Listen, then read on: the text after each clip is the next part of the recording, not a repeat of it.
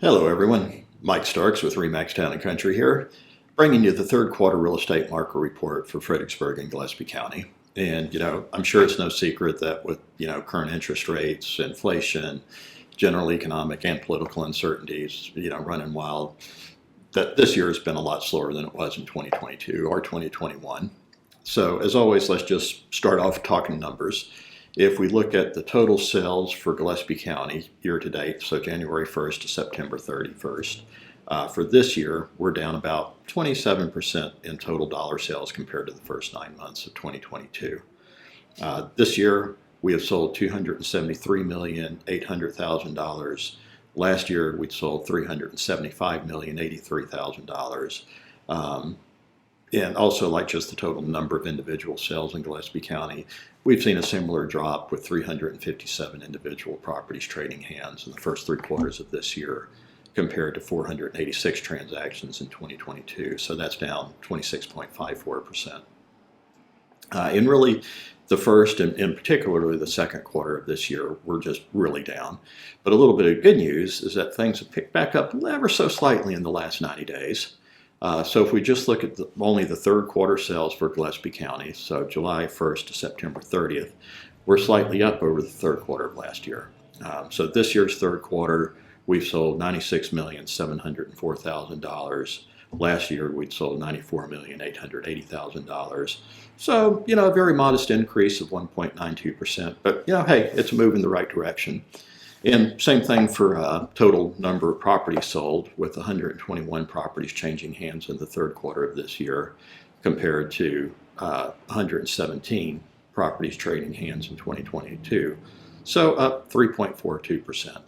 Again, not a huge jump, but a slight increase nonetheless. And I can say my phone has certainly been ringing a little more than it was earlier this summer.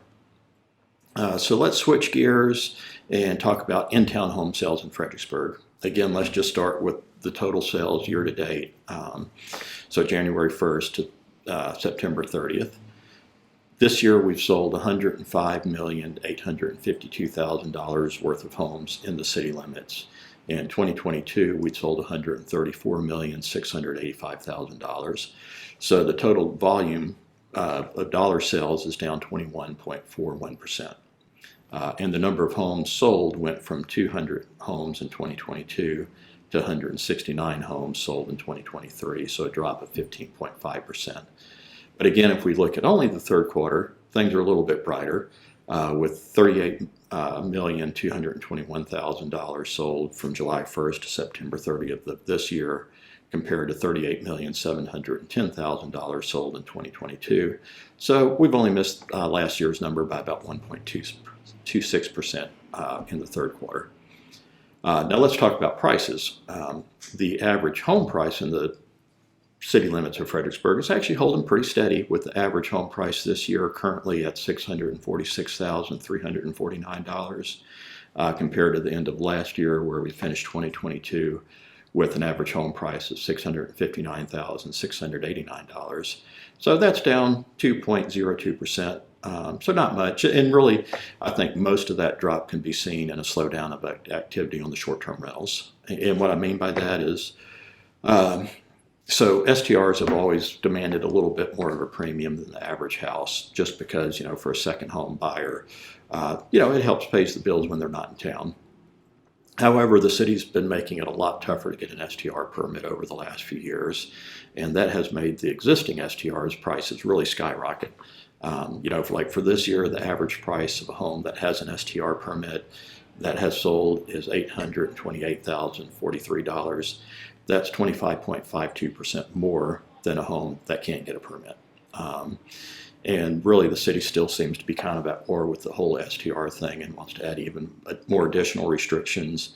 And that's really just made a lot of buyers nervous about, investing their money in Fredericksburg. And subsequently, we've sold fewer STRs.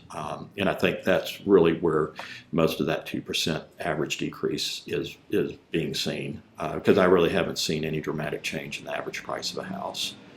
And actually, next year, I can actually start doing these market reports with STRs broken out of the general home sales, because this year, 2023, will be the first full year that our MLS has a required field distinguishing permitted STRs versus non-permitted homes. So I'll be able to run separate reports more efficiently.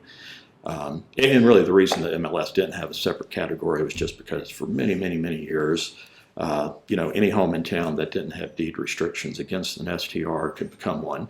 So really you could compare any house to any other house, and the price gap between STR and non-STR was not nearly as big.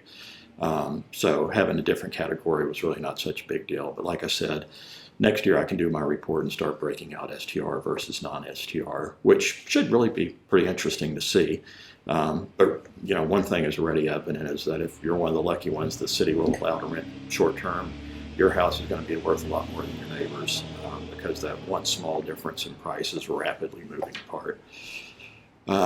So then let's talk about rural residential sales. Also fairly steady, with $82,183,000 in total sales this year for the first 9 months, compared to $83,933,000 for the same period in 2022. So total dollar sales for rural residential property, homes on acreage, slight drop, 2.8%. However, the average sold price for a home on acreage went from $987,000 in 2022 to $1,110,000 for the average rural residential sale in 2023, a 12.47% increase. But you really can't read too much into that, because you'd have to consider how many acres were included on each sale. So it's really not always apples to apples on that sort of thing. Then moving on to just land sales, this is where we've really seen the biggest drop in total sales volume, but prices are still holding steady. For the first 9 months of 2023, we've sold $49,471,000. You compare that to last year, same period, we'd sold $92,692,000. So a pretty big drop of 46.63% in the total dollar sales from year to year. And just a note, these numbers I'm talking for price per acre do not include Boot Ranch or Highway 290 sales, just because those numbers kind of skew the average price of an acre way too much. So to give you the breakdown of each segment of the land market, a 1 to 5 acre tract this year is averaging $44,441 per acre. A 6 to 10 acre tract is averaging $32,970 per acre. 11 to 25 acre tracts averaging $30,574 per acre. 26 to 50 acre tracts averaging $26,367 per acre. A 51 to 100 acre tract right now is averaging $27,937 per acre. 101 to 250 acre tracts averaging $13,872 per acre. And so far this year, we actually haven't sold anything over 250 acres. Then just to quickly talk about city lots. We really don't have that much land city lots to choose from still, and that's really driven the price upwards in the last few years, with the average price for a city lot in the first 3 quarters of 2023 being an astounding $284,384. And as crazy as that sounds, it's actually slightly down from last year's high of $291,675 average price for a city lot. So I think I'll just wrap up right there with the third quarter report. I think we'll see more of the same in the last quarter. No doubt this will end up being a much lower year for real estate than it was in 2022. But you got to keep in mind that 21 and 22 are really pretty crazy years for real estate. And we're still selling a healthy amount of real estate. We're kind of in line with 2020 numbers right now. I think home prices will hold pretty steady, maybe a slight decline overall, just with Fed rates hurting affordability for the average home buyer. And I think land sales will probably continue to be kind of sluggish through this year, maybe pick up next summer.